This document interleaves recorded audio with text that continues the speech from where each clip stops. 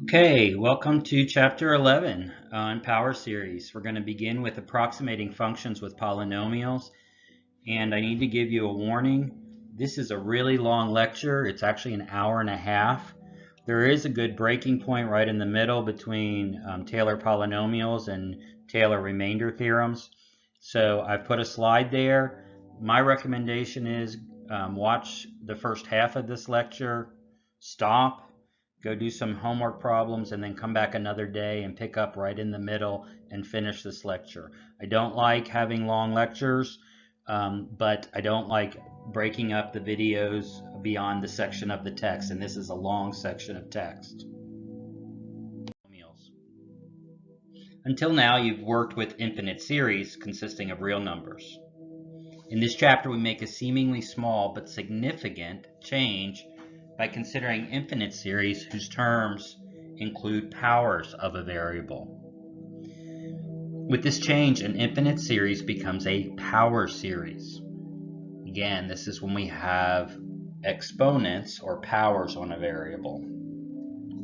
One of the most fundamental ideas in all of calculus is that functions can be represented by power series.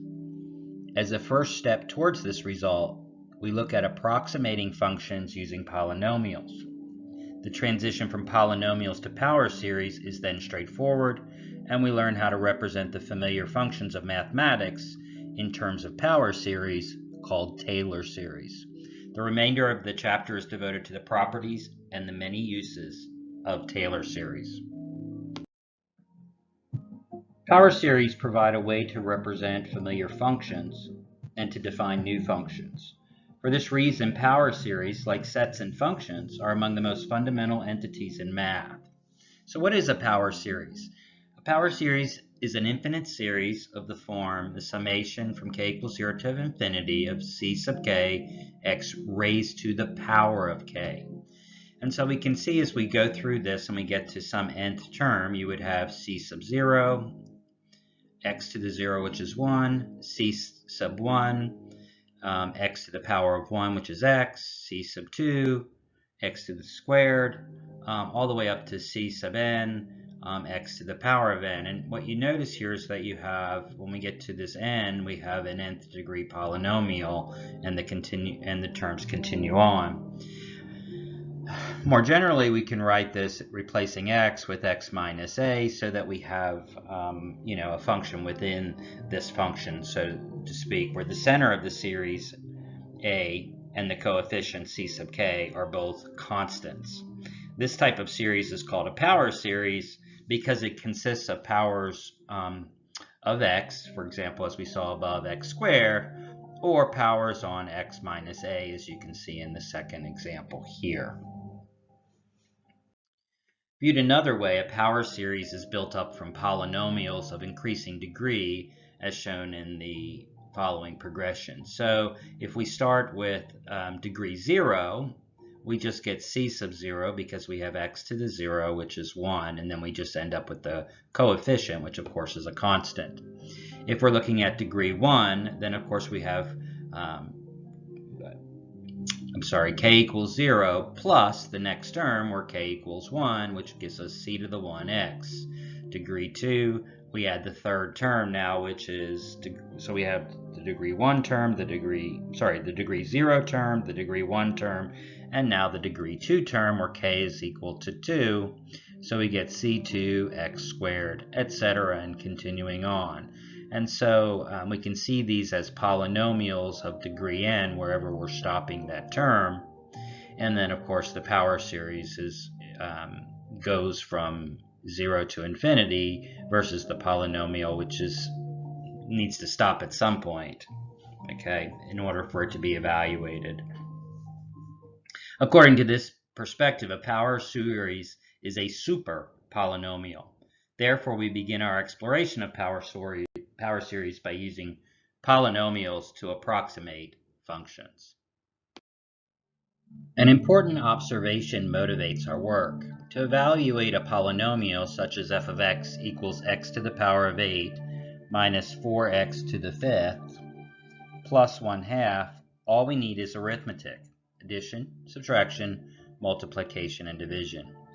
However, algebraic functions, say f of x equals the cube root of x to the fourth minus 1, and the trigonometric, logarithmic, and exponential functions usually cannot be evaluated exactly using arithmetic. Therefore, it makes practical sense to use the simplest of functions, polynomials, to approximate more complicated functions. In Calculus 1, we learned how to do something called linear approximation. And specifically, we learned that if a function is differentiable at a point A, then it can be approximated near A by its tangent line. This allowed us to find other values of the function that were very close to A in a much simpler process. And this is the linear approximation process, again, that we learned in Calculus 1. So the linear approximation to f at the point A.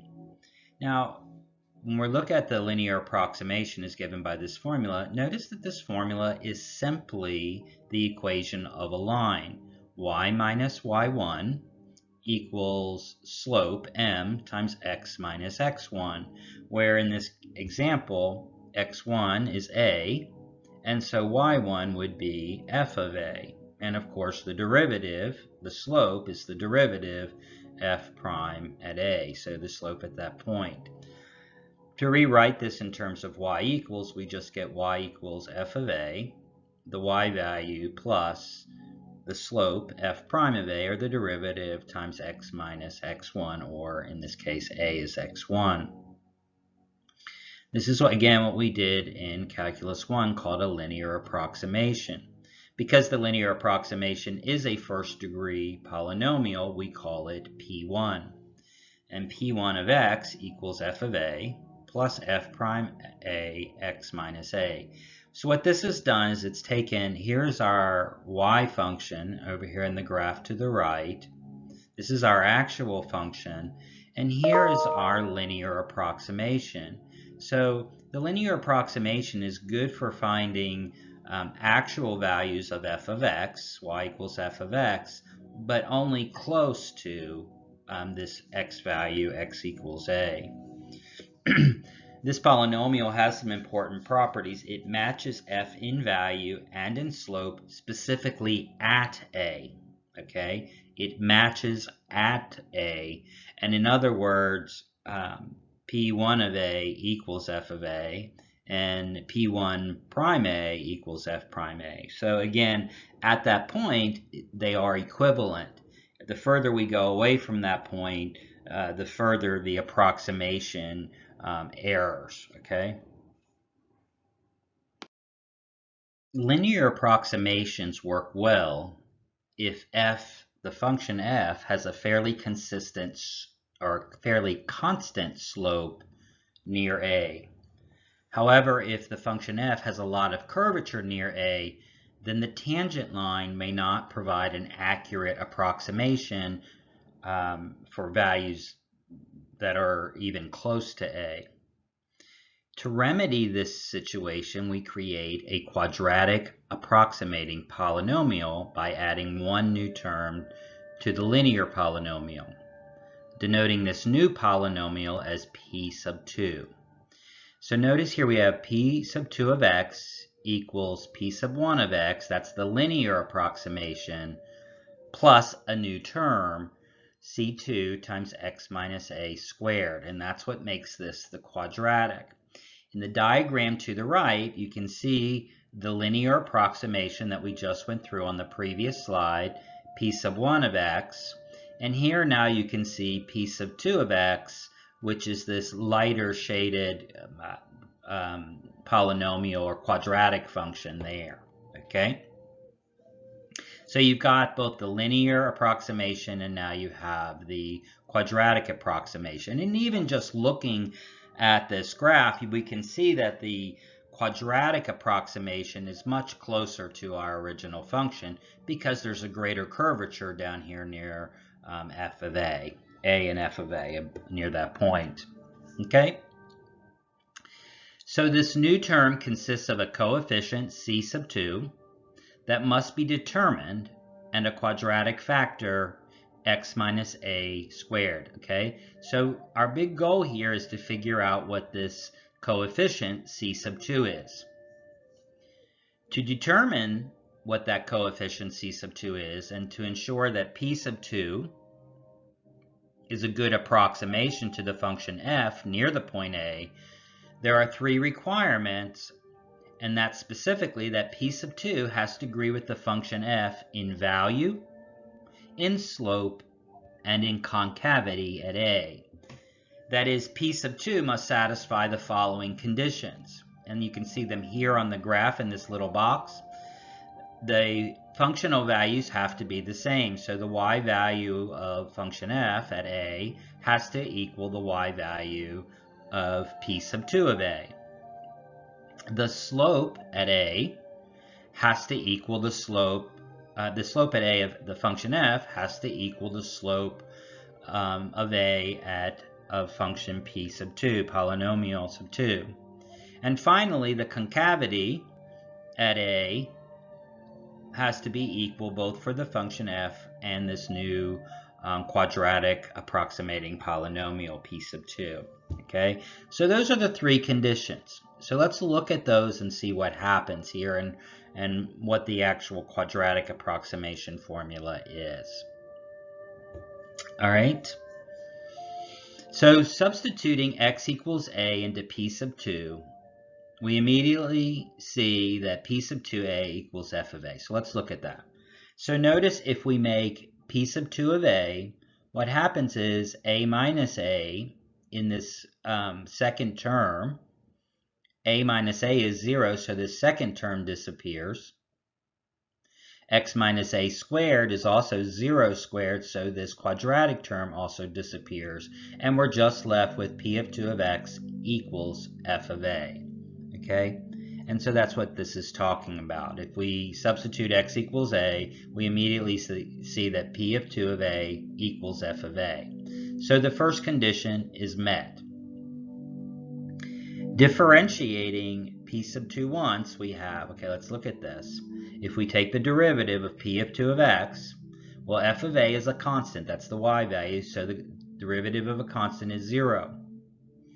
The derivative here, the derivative of x is 1, and f prime a is going to be, I just went blank there, sorry. F prime a is a value that's a coefficient, and so we're left with f prime a times 1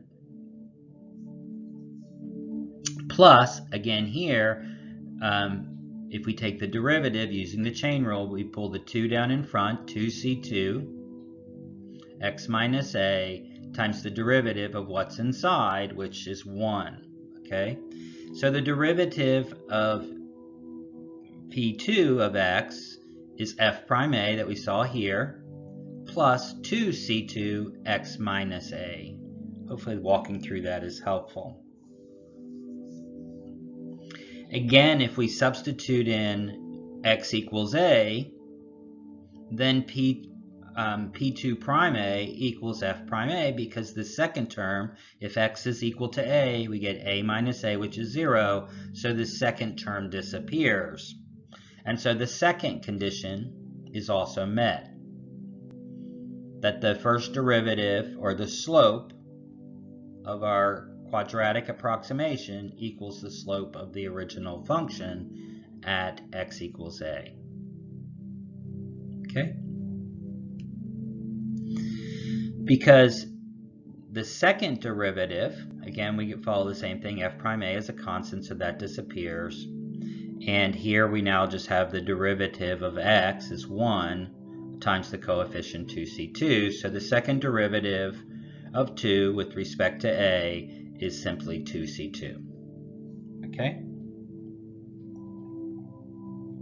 And so the third matching condition is that the second derivative of a must equal 2 times c2. Now remember, that's what we were trying to find, what the value of c2 would be to make all three conditions valid and met. Okay, so notice that c2 2c2 has to equal the second derivative of the original function. Therefore, c2 is going to equal the second derivative of the original function over 2. And with that, we have the general form of the quadratic approximating polynomial, which is p sub 1 of x, which is just that linear approximation, plus the second derivative of the original function at a over 2, or 1/2 times the second derivative times x minus a squared. So this is pretty important here as the standard format for the quadratic approximating polynomial. Boy, that was a mouthful, huh? So now let's look at our first example, doing a linear and quadratic approximation for the natural log of x. A lot of students get confused on these and are unsure what to do, but the general rule that you want to do is to follow the model or follow the standard formula. Remember, this is the formula for a linear approximation. So just find the parts and plug them in. F of x equals the natural log of x, and a in this problem will be equal to 1. So if we're trying to find f of a, what we're going to do is find f of 1, the natural log of 1, is equal to 0. So this term is equal to 0. We also need to find the derivative f prime of 1. Well, the derivative of the natural log of x is 1 over x. So the derivative of the natural log of 1 will be 1 over 1, or simply 1. And then here we'll have x minus 1. So again, all we're doing is figuring out what these different parts are and plugging them in. A equals 1. F of a, or f of 1, equals 0, so this term becomes 0. Again, the derivative of the natural log of x is 1 over x, and so 1 over 1 is equal to 1, which becomes our coefficient on the outside of x minus 1. And so the entire linear approximation simplifies to just x minus 1. And as we see in the picture, P1 matches the functional value of f in P of 1 equals f of 1, and in the slope, P prime 1 equals f prime 1. Okay, so we've met the conditions. And again, I want you to think about when you're doing these approximations, using these standard formulas and then just plugging in the parts. Students get really confused about what to do, so it's really important that you have these models with you, these standard formulas. Similarly, for the quadratic approximation, remember the standard formula that we just looked at, which is p sub 1x, the linear approximation, which we already have done in step A, which is just x minus 1. So x minus 1 takes place of this full term, and then simply we need the second 1/2 times the second derivative of f of x at x equals 1, etc. So when we take the first derivative was 1 over x, so the second derivative would be 1 over x squared. Actually, negative 1 over x squared. Okay? When we plug that in, we get the second derivative at 1 equals negative 1. The second derivative of x, the first derivative was 1 over x, or x to the power of negative 1. So the second derivative of f of x is negative x to the negative 2, or negative 1 over x squared. When we plug x equals 1 into it, we get negative 1 over 1 squared, which is negative 1 over 1, or negative 1. Okay? So when we multiply that by 1/2, by positive 1/2, this turns into minus 1/2, and then of course x minus 1 squared, because a is 1 in this problem. And so we get this formula here, which is x minus 1 minus 1/2 x minus 1 squared. Okay, so if you're getting a little bit lost, always go back to these standard formulas for a linear approximation, which is in green, or the quadratic approximation, which builds on the linear by adding this other term, this quadratic term, which is 1/2 times the second derivative of f of x, specifically at x equals a. Okay? And here again, we can see that the three conditions for the quadratic approximation do indeed match, that the quadratic approximation has to equal the functional, the original function in terms of value, slope, and concavity. Okay, so the last part of this is to use these approximations to estimate the natural log of 1.05. Again, students get a little bit sometimes confused here. So all we're trying to do is find f of 1.05. All right, so what we're going to do is plug that into the linear approximation, remember, which was just x minus 1. So when we do that, we get 1.05 minus 1, which just gives us 0.05. That's just, remember, this first term is p, the linear approximation, p sub 1. To get the quadratic approximation, we're going to plug it into this formula. The quadratic formula we just found out, 1.05 minus 1 minus 1/2 times 1.05 minus 1 squared. Okay? So again, here's the linear approximation. And here is the quadratic approximation by plugging it into the formulas that we just came up with. X minus 1, and then x minus 1 minus 1/2 x minus 1 squared. Okay? So we have two approximations. The first linear approximation is 0.05. The quadratic approximation goes a little bit further into detail, and we get 0.04875. If you plug this into your calculator, the natural log of 1.05, you will see that you get 0.04879, thus showing us that the quadratic approximation, because we're so close to a curve here, is much more accurate over, or it is more accurate over the linear approximation.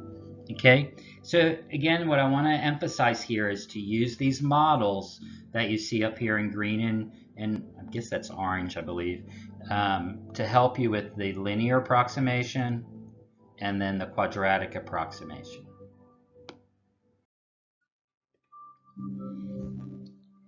We now extend the idea of linear and quadratic approximation to obtain higher degree polynomials that generally provide better approximations. And these are called Taylor polynomials. And they're based on the work and named after Brooke Taylor, a 17th and 18th century mathematician who's also credited with discovering integration by parts. And this is his image to the right that you see there. So if our goal is to assume function f and its first n derivatives exist at a, our goal is to find an nth degree polynomial that approximates the values of the function f near x equals a, or the input value. So our first step is going to be to use P2, the quadratic approximation that we just went through, to obtain a cubic polynomial approximation of the form p of 3x equals p of 2x plus 3c3 times x minus a cubed. Okay, this is similar to what we did to find the quadratic approximation, and we're going to continue to do this kind of building. And of course, now we have to satisfy four conditions. P3 of a has to equal f of a, the first derivative has to equal the first derivative, the second derivative has to equal the second derivative of the original function, and now the third derivative, n equals 3, has to equal the third derivative of the original function. Because P3 is built on top of P2, just the same way that P2, the quadratic approximation, was built on top of P1, the first three matching conditions are met. The last condition, P3, the third derivative of P3, has to equal the third derivative of f of a, we're going to use this to determine the coefficient, C3, just like we did with the quadratic approximation.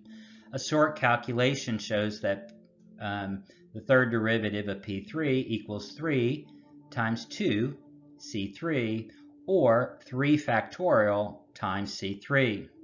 So the last matching condition is that the third derivative of P sub 3 equals 3 factorial C3, which must equal the third derivative of the original function.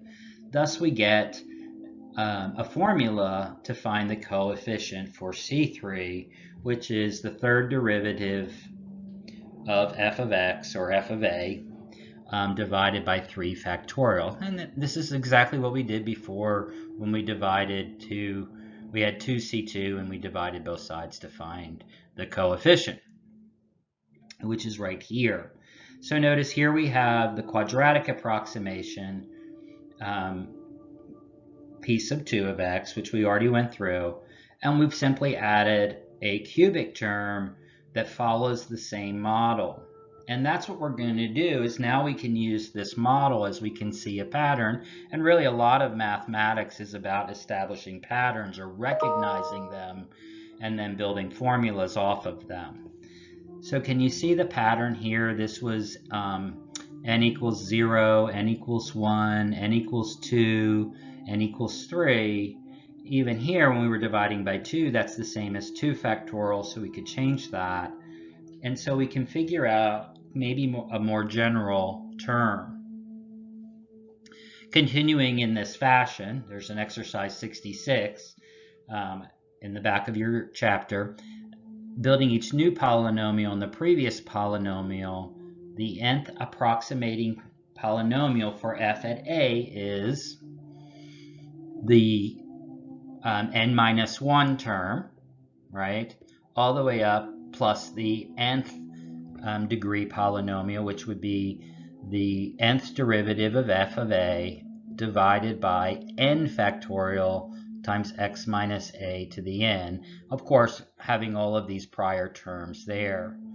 And then of course this must satisfy all of the conditions throughout that we've seen as we went to each of these. Okay, so what we've got here now is kind of a standard form for finding any polynomial, a polynomial approximation to any degree.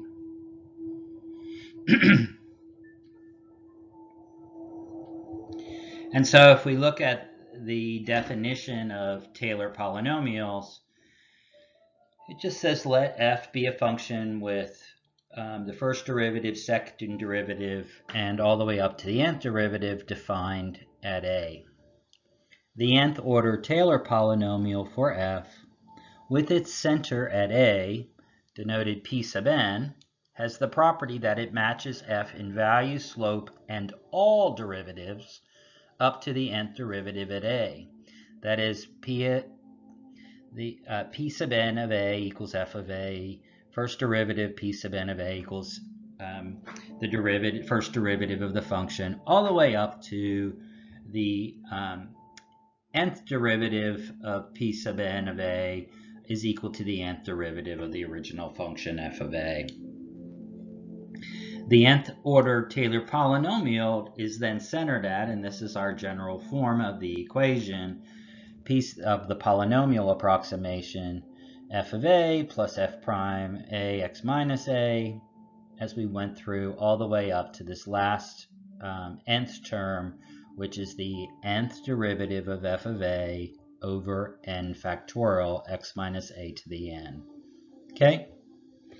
More compactly, p sub n of x is the summation from k equals 0 to n of c sub k, a coefficient that we know how to figure out, of x minus a to the power of k, where the coefficients are equal to, and this is really the kicker here, right, of how to find each coefficient, the kth derivative of f of a, all divided by k factorial. And do remember that 0 factorial equals 1. 0 factorial equals 1. And so this again, hopefully because we built out the first three polynomial models, this will become a little bit more easily to understand.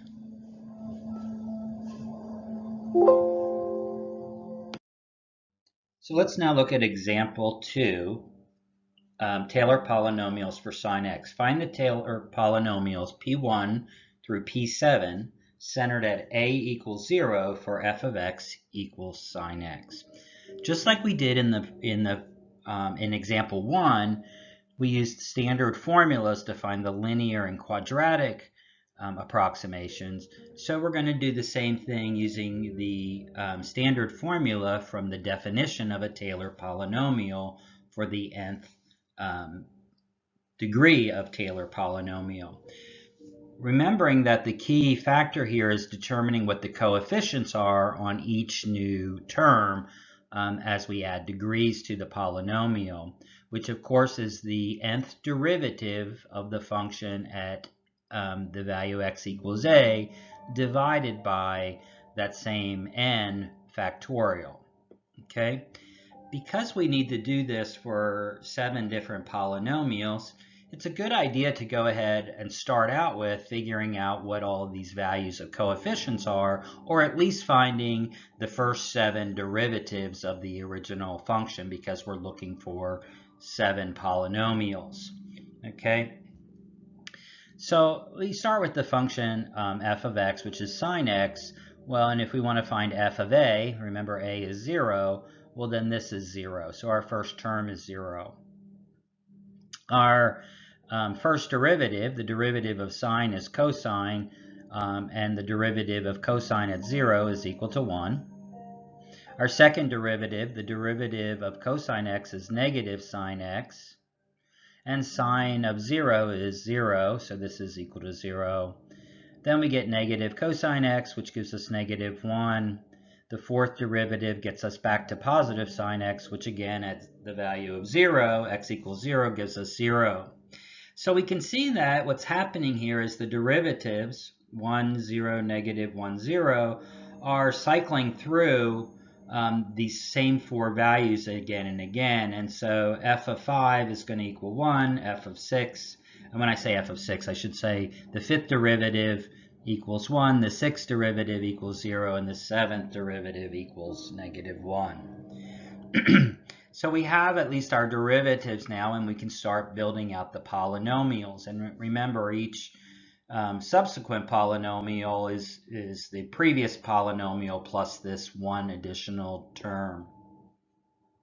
What's going to be interesting is how these zeros apply in there, because remember, we're multiplying this new term by that nth derivative, and we can see a lot of the derivatives. The derivatives alternate between 0 and 1 or negative 1, and so some of these terms are going to be the same, some of these polynomials. So let's construct the very first polynomial, p sub 1. Again, this is just our basic linear approximation. So it's f of a. Well, of course, f of 0 is 0, so that term goes away. And then we have the first derivative, which is equal to 1, times x minus a, and of course a is 0, so we just get x for the first polynomial.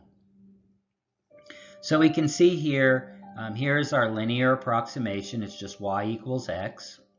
And we can see that for values close to 0, it works pretty well. But as soon as we get beyond pi over 4, we have a serious deviation of the approximation.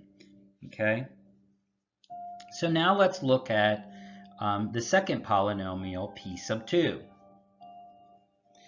Well, notice the second derivative equals 0, so this term goes away. The term that we're trying to add goes away, and so p sub 2 is actually equal to exactly p sub 1, and so that's just equal to x. So this is the exact same graph for p sub 1 or p sub 2. So in this case, the second degree polynomial is actually graphed as a linear equation because of that 0 factor kind of alternating in the derivatives.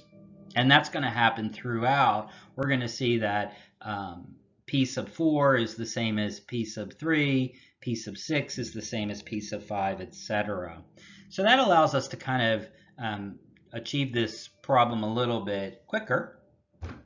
But now let's look at P sub 3, or the cubic approximation of the Taylor polynomial. Okay, so we have P sub 2, which we knew was x from the previous round, and then we have the new term. Well, the third derivative is equal to -1 over 3 factorial, and so we get x minus x cubed over 6, because remember this is really x minus a, but of course a is 0, so we get x cubed there, and then 3 factorial is 6. And if we look at the graph to the right here, now we see that the approximation is going much further out from the center value of 0. So it's giving a better approximation over a larger interval. And as we stated, P sub 4 is going to be equal to P sub 3, and P sub 6 is going to be equal to P sub 5, and then here is the value of P sub 5. Here's P sub 3 and P sub 4, plus our new term, which is P sub 5, right?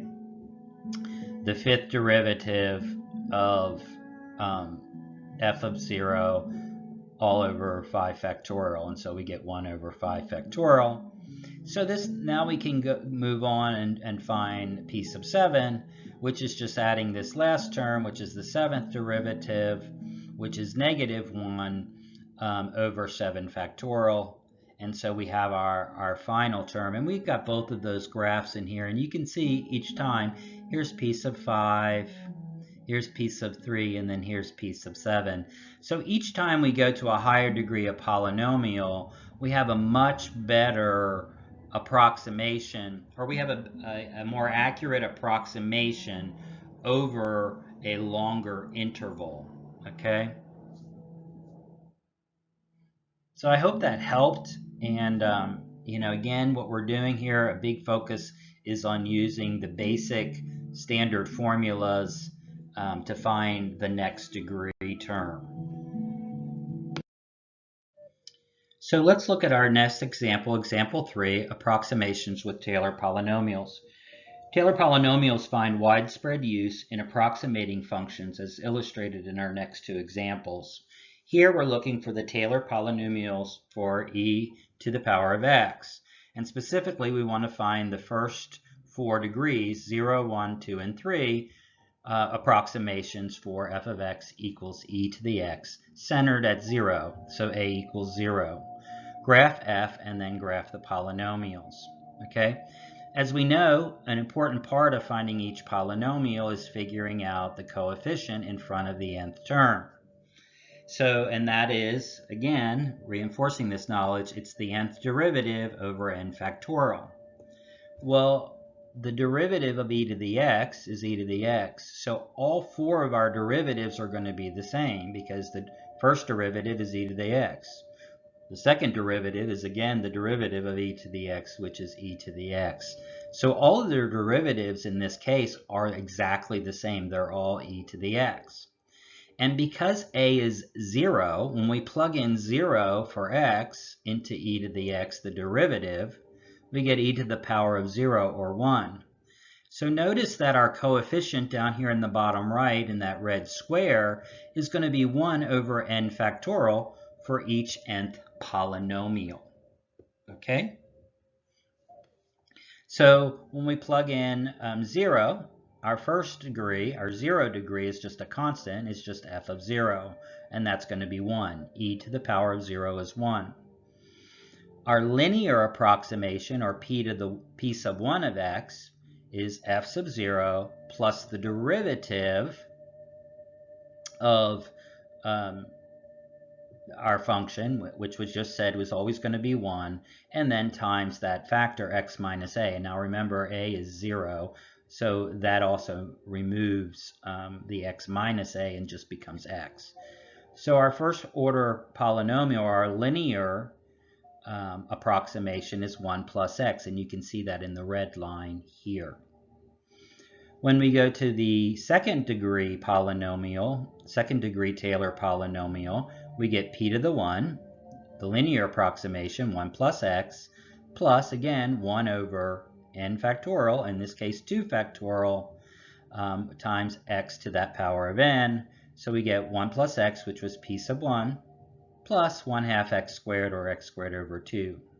We can continue this for the third or cubic approximation, and so we get p sub 2, which is the quadratic approximation, plus x cubed over 6. So this one was pretty simple because we were doing e sub x, which has the same derivative no matter what degree or order of derivative we take.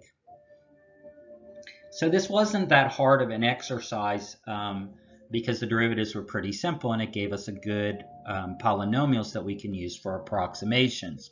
And that's what we're doing in part B. It says use these polynomials to approximate the value of e to the x, specifically at two values of x, e to the 0.1 and also e to the negative 0.25. So let's just look at the first one. All we're going to do here is plug in the value of x being 0.1 into each of these polynomials to find an approximate value.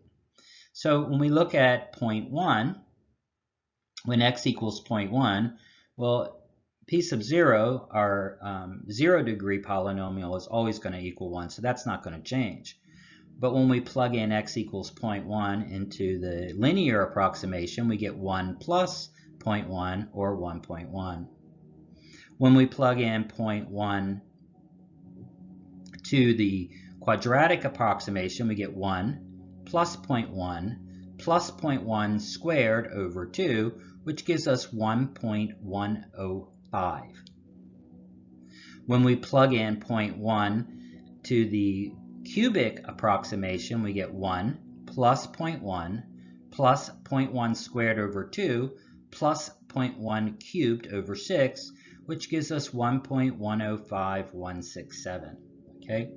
By the way, I didn't talk about, but here is, you can see the graphs here for P2 of x and also P3 of x, the quadratic approximation and then the cubic approximation, and you can see that as we go up the degree of polynomials, as we stated before, they're getting closer and closer to our original function over larger intervals, okay? So when we evaluate p sub n at 0.1, and at negative 0.25 for n equals 0, 1, 2, and 3, and compare these values to the calculator values of e to the 0.01 and e to the negative 0.025, just plugging them into our calculator, we get the results that are seen in this table. Okay? So here are the values we just saw that we calculated for 0.1, and if you do the same thing with negative 0.25, you'll see these values. And if we take these two values to find the absolute error, all we do is take for x equals 0.1, we take this value, e to the 0.1, minus our approximation. So 1.1051709 minus 1. 1.1051709 minus 1.1. So we're using the functional value minus the approximation here. And then this gives us the absolute error, right? 1.1 times 10 to the negative 1. So the decimal moves one space to the left. Here the decimal moves 3 spaces to the left. So we're getting 0.00502. 4 spaces to the left, 0.00017, etc. And so we can see that the error, the absolute error, is shrinking as we move down. We can also see that the errors in approximating e.1 are smaller in magnitude than errors in approximating e to the negative 0.25. Because x equals 0.1, 0.1 is closer to the center of the polynomials than negative 0.25. Remember, our center was at 0. So 0.1 is closer to 0 than negative 0.25, which is over here. Okay, so hopefully that explained this, each part of this, how to find it. I think sometimes when you look at these problems in total, they get confusing, but just keep remembering to go back to your standard model, remember the coefficient formula, and then just take each part, and then the absolute error is simply the functional value minus the approximate value. So let's look at our next example, approximating a real number with Taylor polynomials. Approximate a real number using Taylor polynomials. Use polynomials of order n equals 0, 1, 2, and 3 to approximate the square root of 18. So here we have to create a function, the square root of x, and then we need to figure out some value of a that makes this a little bit more simple. So if we use f of x equals the square root of x, and we choose the center, a equals 16, basically because it is near 18, and its derivatives are easy to calculate at 16, the Taylor polynomials now have the form of f of 16. This is the 0-degree polynomial plus f prime 16, x minus 16, and this again is the linear approximation, adding the second derivative of f at 16 over 2 factorial x minus 16 squared gives us the quadratic approximation all the way up to the nth approximation. So as we know, these coefficients are really important. They are what define our polynomials. And so as we've done in all the previous examples, let's find the values of f16 and then the derivative values as well for n equals 0, 1, 2, and 3.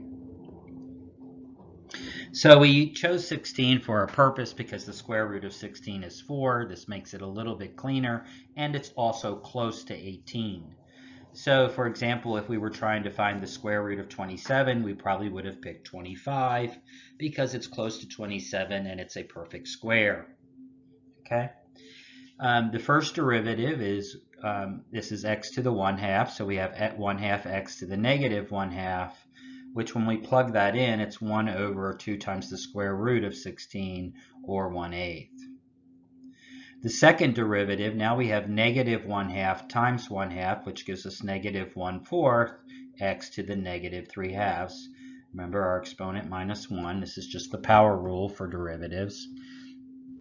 And so now we have negative 1/4, or 1 over 4 times the square root of 16 cubed.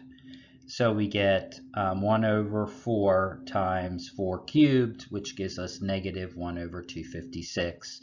And similarly with that last derivative, I'm not going to walk through that. I mean, it's just the power rule, etc. So note that these are our derivatives, the numerators that we now need to divide by n factorial. So this is 0 factorial, which is 1, so that doesn't matter. 1 factorial, which is also 1, that doesn't impact anything. But now once we get to the quadratic approximation, we have 1 over 2 factorial, so this is this number times 1/2, right? We're dividing by 2, which is the same as timesing by 1/2. And this is factorial 3, so it's 1 over 3 factorial, or 1 over 6, so multiplying by 1 over 6. Dividing by 6 or multiplying by 1 over 6. So with that, we can find our polynomials. And here's the cubic polynomial, the cubic Taylor polynomial, which of course includes the 3 other polynomials in front. So here we have p sub 0, which is 4. The linear approximation is 4 plus 1/8 x minus 16, plugging in the values. adding in the term, or really subtracting, minus 1 over 512, x minus 16 squared gives us the quadratic, and then adding in the cubic term, 1 over 16,384 times x minus 16 cubed. All right? So we found all four Taylor polynomials, all 4 degrees of Taylor polynomials, but it's asking us to approximate a real number with each of those. So we're trying to find the square root of x when x is 18. Okay, so x equals 18 is what we're trying to find. So we plug that in for each level. So at p sub 0, this is just a constant. That's not going to change, so we just get 4. For the linear model, we plug in x equals 18, so we get 4 plus 1/8 times 18 minus 16. Well, 18 minus 16 is 2. 2 times 1/8 is 2/8, or 1/4, so we get 4 and 1/4, or 4.25. When we go to n equals 2, or the quadratic approximation, now we have to subtract 1 over 512. Again, 18 minus 16, which is 2 squared, times 4. So we're going to minus 4 over 512. So we get this value here. And then, of course, 18 minus 16 is 2 cubed is 8 over this value here. So we're going to add 8 over 16,384. And so you can see this. So we're subtracting and then we're adding. So you can see we're going down. Then we go back up slightly. All right.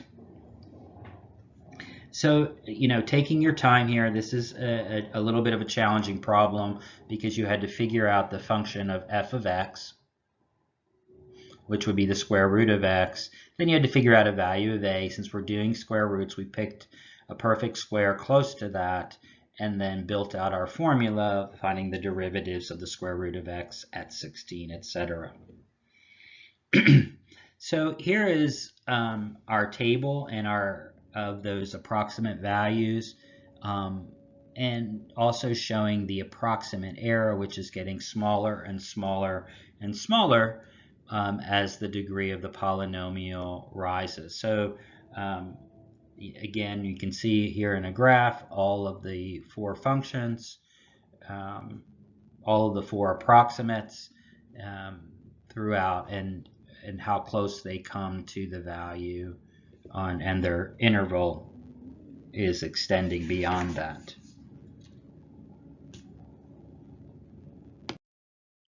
So we're about 45 minutes in. We're right at about halfway in the lecture, and this is a really good breaking point. The rest of the lecture focuses on remainder, and so it's a new concept connected to what we've done before. So either take a good long break now, or just stop and notice where you pick up in the video, whatever the timing is on the video at this point, and come back tomorrow, etc. You can do some of the problems from the homework that don't have to deal with remainder, and then come back another day and finish this lecture. I don't like to have such long lectures, but I also don't like to break up chapters and sections from the book. So this is either a breaking point, and again, take a good long break, or I would say hit stop, do some of the problems, and come back another day and finish this lecture, picking up right here when you get back. So let's look at a remainder in a Taylor polynomial, the next section we're going to cover. As we've seen, Taylor polynomials provide good approximations to functions near a specific point. But how accurate are the approximations? To answer this question, we define the remainder in a Taylor polynomial.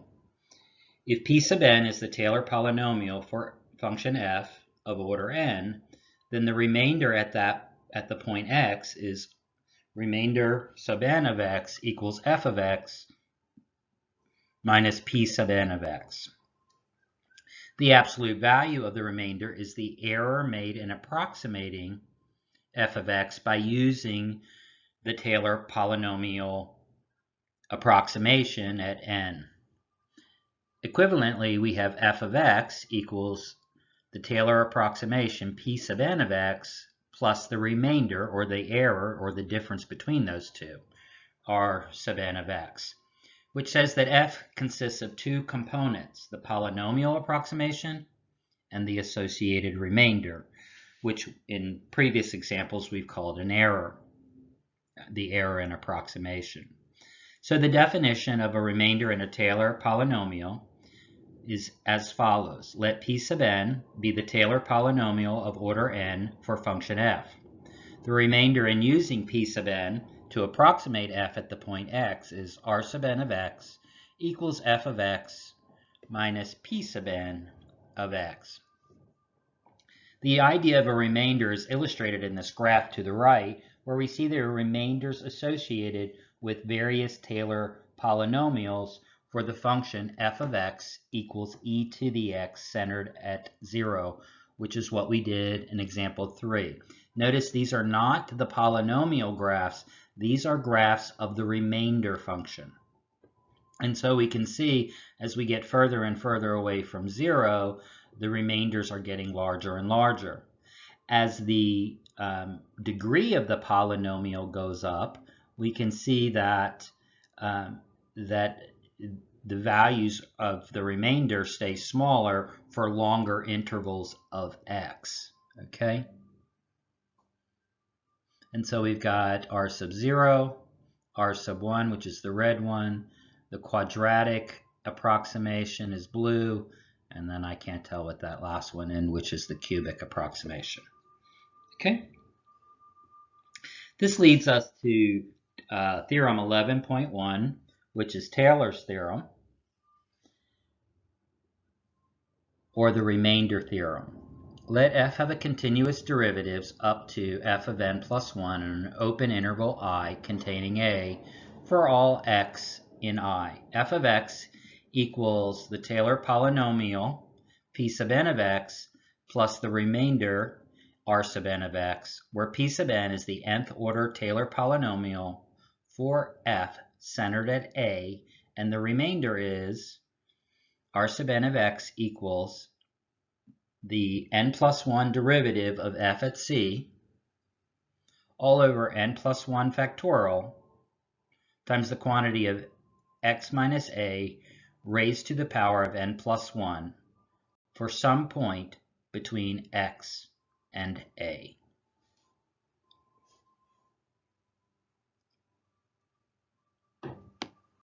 Estimating the remainder. The remainder has both practical and theoretical importance. We deal with the practical matters now and theoretical matters in section 11.3. The remainder is used to estimate errors in approximations and to determine the number of terms of a Taylor polynomial needed to achieve a prescribed accuracy. This is really important in many of the applications in the scientific and engineering field to limit the error to a known value or a range of values.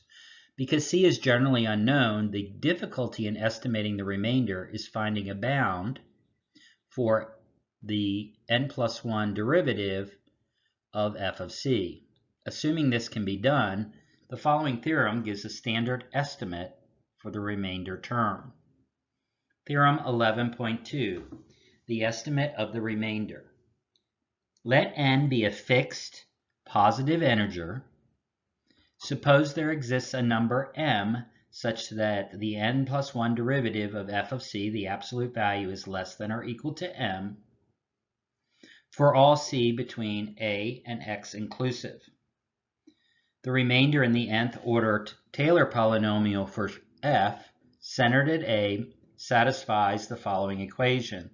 The absolute value of r sub n of x, the remainder function, equals the absolute value of f of x minus p sub n of x, which is the Taylor polynomial of nth degree, which is less than or equal to m times the quantity of x minus a, the absolute value of x minus a raised to the power of n plus 1, all divided by n plus 1 factorial. So We're going to do 3 different examples that demonstrate how an upper bound for the remainder is computed and how it's used in different ways to make this a little bit more clear now. So let's look at our first example for estimating the remainder. Here we're going to estimate the remainder for cosine x. Find a bound for the magnitude of the remainder for the Taylor polynomial of f of x equals cosine x centered at 0. In green, you'll see here both theorem 11.1, which defines the remainder as f of the n plus 1 derivative of f evaluated at a value of c, and divided by n plus 1 factorial times x minus a raised to the power of n plus 1, and then theorem 11.2, estimating the remainder.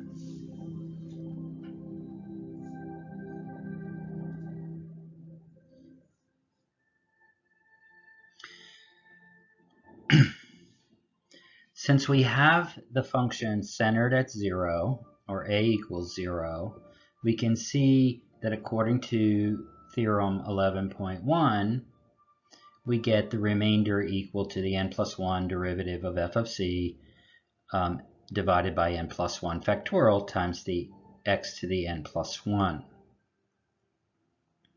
Since our function is cosine, the derivative of cosine is negative sine, the derivative of negative sine is negative cosine, the derivative of negative cosine is positive sine, and it continues through that iteration. So we can see that all of the derivatives for the function f of c are going to be equal to either plus or minus sine of c or plus or minus cosine of c, depending upon the values of n.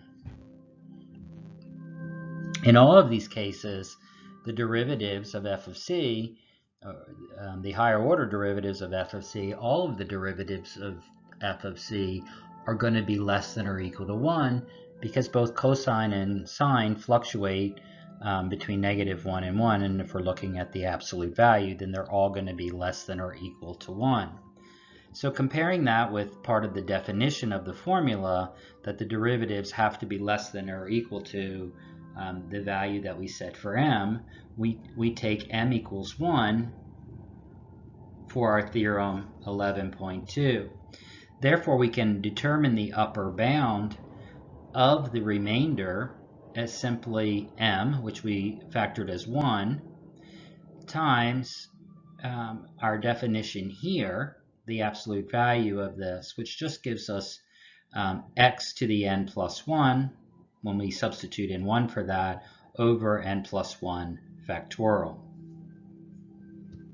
So we know that the remainder is going to be less than or equal to the absolute value of x to the n plus 1 over n plus 1 factorial, because the absolute value of these derivatives is going to be 1, so that just kind of factors out of that, or cancels out of that equation there.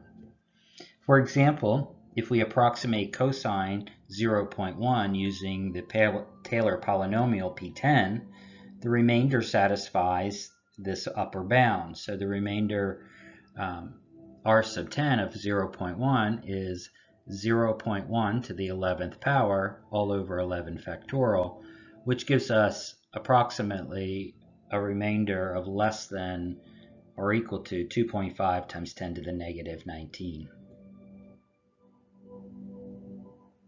So a couple things here. We were figuring out a value to use for m as the upper limit based upon the derivative that we had here and of this condition of theorem 11.2. Then we simply use that to calculate the upper bound by substituting that value in. So let's go back and look at example 4, in which we approximated the square root of 18 using the Taylor polynomial p sub 3 of x, as you can see here, which equals 4 plus 1/8 times the quantity of x minus 16, minus 1 over 512 times the quantity of x minus 16 squared, plus 1 over the 16,384 times the quantity of x minus 16 cubed.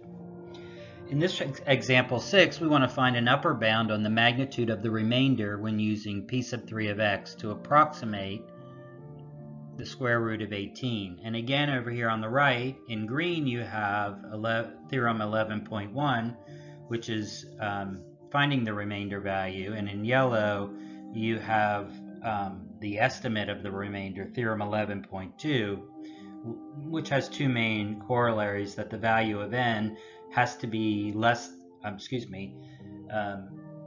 the n plus 1 derivative of the f of c, which has to be within the range of x and a,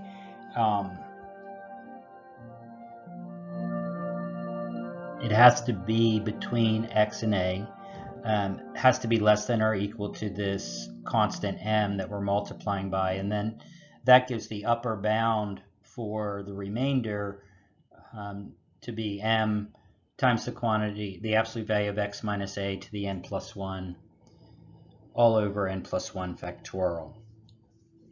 Okay, so now let's look at this example C and what we know from what we did before. So in example 4, we computed the error in the approximation, knowing the exact value of the square root of 18, which we obtained with a calculator.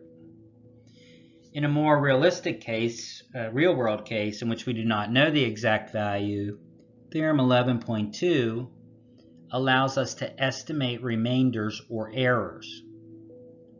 Applying this theorem with n equals 3, a equals 16, and x equals 18, we find that the remainder in approximating the square root of 18 by the third degree Taylor polynomial at 18 satisfies the following bound.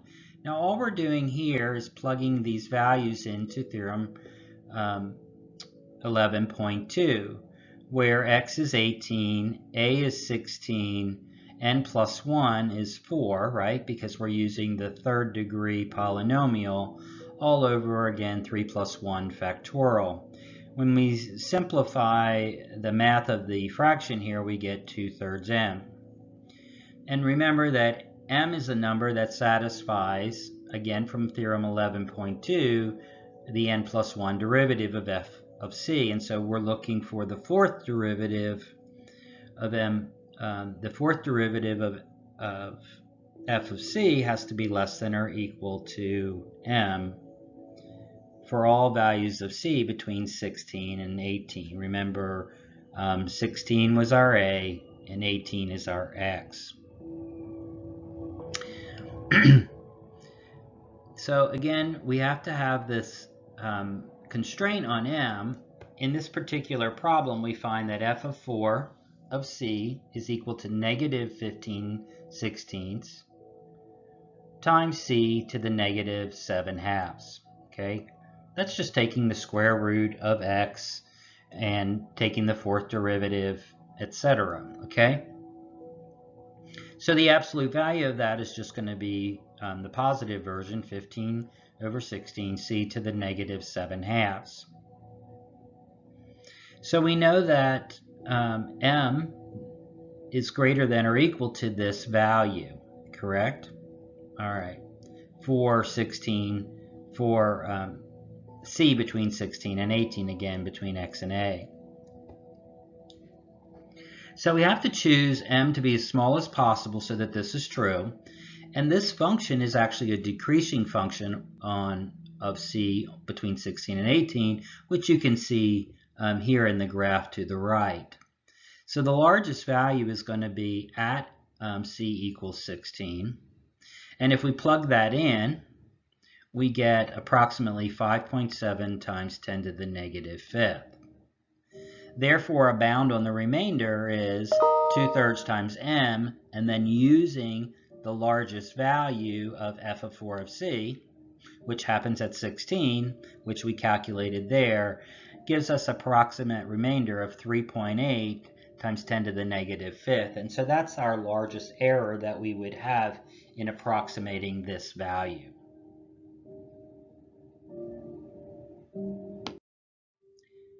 So we've done a couple of these examples, so I'd really like you to hit pause now and see if you can complete example 7 on your own, estimating the remainder for e to the power of x. I have left you again the formulas from theorem 11.1 and 11.2 so that you can figure out the value of m and figure out an upward bound on, well, let's see, r sub 6 of x, right? Okay, so the 6-degree Taylor polynomial approximation for e to the power of x. I'm not sure what problem this was from earlier, what example, but go ahead and try this problem. Hit pause and then come back and I'll explain a little bit of the solution from the text. Okay, so this is just the theorem. Here we know that n is 6, so n plus 1 is 7. A is 0, so we get we just get x to the 7th power. And what else do we know in here? Oh, and x is also going to be 0.45, etc. So we get 0.45 minus 0 to the 7th all over 7 factorial. So the upper bound on our remainder is going to be m times this function, which calculates to 7.4 times 10 to the negative 7m. We also know that m is greater than or equal to the, in this case, the 7th derivative of f of c. But remember that all derivatives of e to the x equal e to the x, so all the derivatives are going to be equal to e to the c for all c in the interval from a to x. And here we have from a is 0 and x is 0.45. E to the c is an exponential growth function, so it's an increasing function of c, so its maximum value is going to occur at c equals 0.45 and is e to the 0.45. Well, e to the 0.45 cannot be evaluated exactly if it is the number we are approximating, so we must find a number such that m is greater than or equal to e to the 0.045. And here's one way to obtain a bound. We observe that e to the 0.45 is less than e to the 1/2, which is less than 4 to the 1/2 power, or the square root of 4, which is 2. And so we make m equal 2, and therefore we get a bound on the remainder of 7.4 times 10 to the negative 7 times m, or times 2, which gives us 1.5 times 10 to the negative 6. And if we look at an example here, if we look at the approximate value of p to the 6, we get 1.5683114. It has an error that doesn't exceed 1.5 times 10 to the negative 6. All right, now I didn't explain that a lot, but I want you to be able to go through those parts, and I'm hoping that you did take the chance to pause and try to figure out these values here. Okay? So this is kind of a challenging problem, and you really have to take your time and think through it. This is our last example in this section, thank God, right? This has been a long lecture. Example 8, working with the remainder. In the next section, 11.2, we're going to look at an example where we show that the nth order Taylor polynomial for f of x equals the natural log of 1 minus x.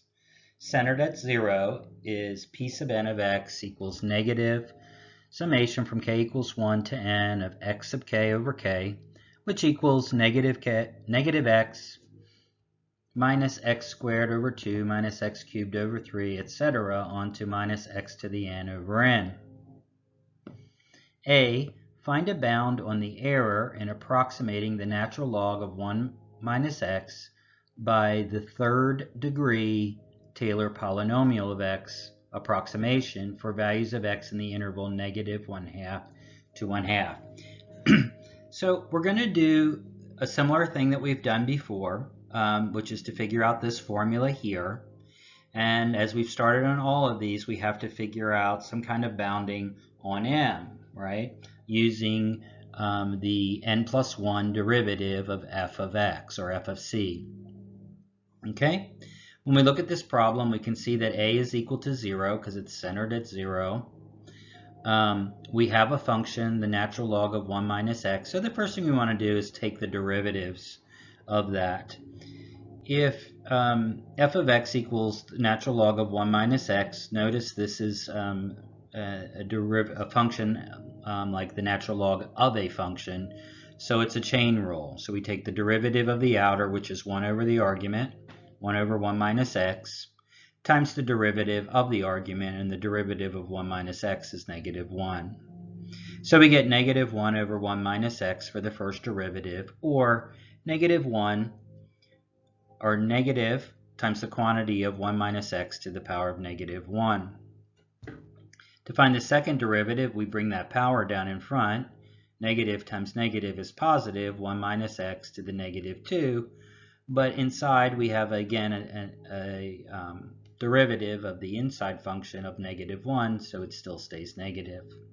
-2 times -1 is +2. The new exponent is -3, but again, when we take the derivative inside, we get another negative, so it stays negative. And finally, we get the fourth derivative, which is -6 times the quantity of 1 minus x to the -4. So we know that this is less than or equal to our value of m, okay? We're looking over the interval of between -1/2 to 1/2. And so we want to pick the value, where in the interval will this value be the largest? And that will be at 1/2, because at -1/2 this becomes even larger. Okay? So we looked at this. This is just using the remainder formula. I already demonstrated how to find the fourth derivative. The maximum magnitude of this will occur at x equals 1/2, because then the denominator is the smallest. 1 minus 1/2 is 1/2 versus 1 minus a -1/2, which is 3/2. Okay? And so we get 6 over 1/2 to the fourth, which equals 96. So this is our value of m that we're going to use in our bounding formula to try to find a bound. Okay? So in the numerator we have x to the fourth power, because we're looking at the third degree Taylor polynomial. So x minus 0 is x, 3 plus 1 is 4, over 4 factorial. X to the fourth is going to have its maximum magnitude at either negative or positive 1/2, because both of them are going to be equal to the same because it's an even exponent, and this equals 1 over 16. So the numerator is 1 over 16, and the denominator is 4 factorial. And so here we get m over 4 factorial times x minus a to the n plus 1, which was 1/16. So our bounding of the error is 0.25 on the interval -1/2 to 1/2. So this is just saying that the error in approximating f of x using the third degree Taylor polynomial between x's -1/2 and 1/2 will not exceed 0.25. So again, what you're doing is looking at the formula f of x using its fourth or n plus 1 derivative. Since we were doing the third degree, we took the fourth derivative to find the value of m, and then we just plugged in the values here to do this calculation to get 0.25. All right, so it's really important that you know both these formulas from Theorem 11.1 and 11.2 and can kind of manipulate the functions to find those. Now part B is saying how many terms, so we're trying to figure out the value of n, are needed to approximate values of f of x with an error less than 10 to the negative 3. So this is saying that we're saying, remember, the errors are the same as the remainder. So the remainder has to be less than or equal to 10 to the negative 3. All right? 10 to the negative 3. All right?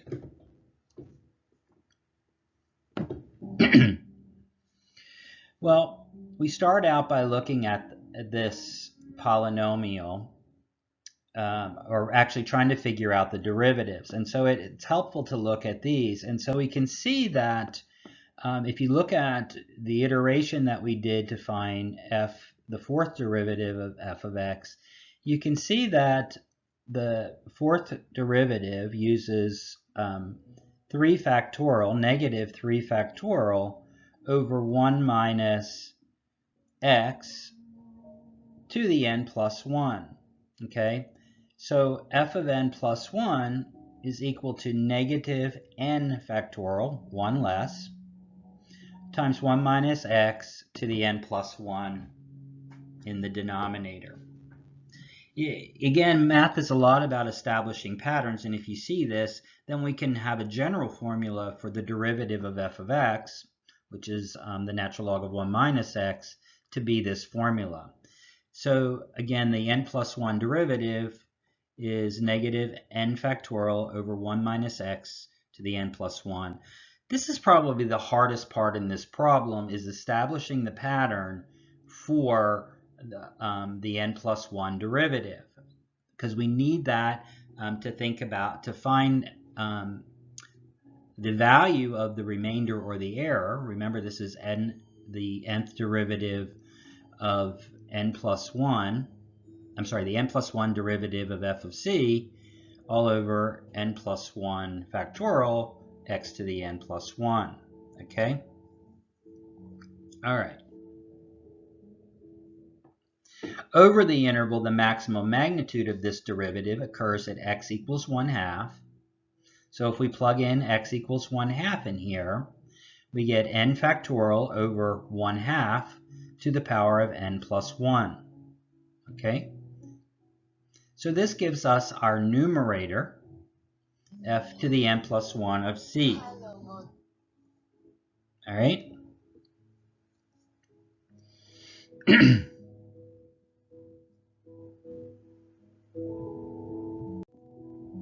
If we look at this other part, x to the n plus 1, over the interval negative 1/2 to 1/2, we see that it also has its maximum magnitude at either plus or minus 1/2, and so it is equal to 1/2 to the n plus 1.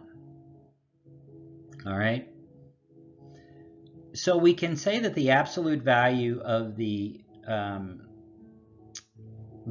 remainder or the error is 1 over n plus 1 factorial. This is from this definition here, that's the denominator, times the numerator, f of the n plus 1 of c, which we already found out has to be less than or equal to n factorial 2 to the n plus 1. We saw that here. Times x to the n plus 1, which has to be less than or equal to 1/2 to the n plus 1. So when we look at all of these pieces and substitute the n factorial, 2 to the n plus 1 over 1 over 2 to the n plus 1, notice that the 2 to the n plus 1 cancels out. And when you have n factorial over n plus 1 factorial, that just leaves 1 over n plus 1, right, as you can see here. And we know that, right, because if you have a 98 factorial over 97 factorial, or vice versa, I should say, 97 factorial over 98 factorial, all the 97 factorials in the numerator are going to cancel out. Okay? So what we do is make sure that we're trying to figure out which term, so we're trying to figure out the value of n, and this remainder has to be less than 10 to the negative 3. So if we do the calculation here, we get multiplying both sides this is 1 over 10 cubed. So cross multiplying both sides, we get 10 cubed is 1,000, is less than n plus 1, so n is greater than 999. Okay, so that's telling us that we need to go to 999 terms, or more than that. We have to go to 1,000 terms in order for the error to be less than 10 to the negative 3. Okay, so this is all just about, recognizing the formula and taking it a piece at a time, looking at the constraints and calculating the values. The value of the fourth derivative or the n plus 1 derivative, finding the general formula. And to me, that was the most difficult part in here. And that's why we did this. I did this table here looking at the values from the first derivative down to the fourth, so I can try to find some pattern for the n plus 1 derivative, etc. Okay, I know this was a challenging and long lecture. This is almost an hour and a half, so hopefully you've done it in a couple sittings.